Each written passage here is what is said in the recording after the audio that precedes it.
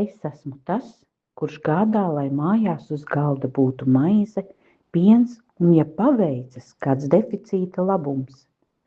Atšķirībā no mūsdienu čaukstošajiem plasmasas maisiņiem, kas saplīst uz pirmās piena pakas stūra, es esmu neiznīcināms.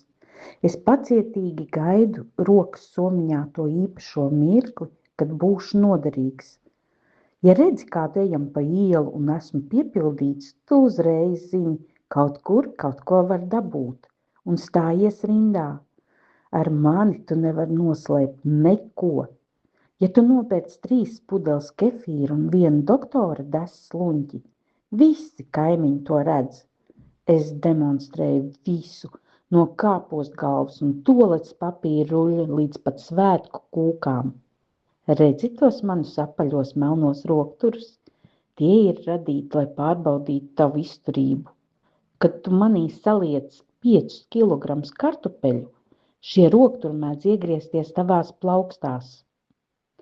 Un kamēr mūsdienās visi runā par zaļo dzīvesveidu, es tā dzīvoju jau pirms 40 gadiem un kalpoju gadu desmitiem.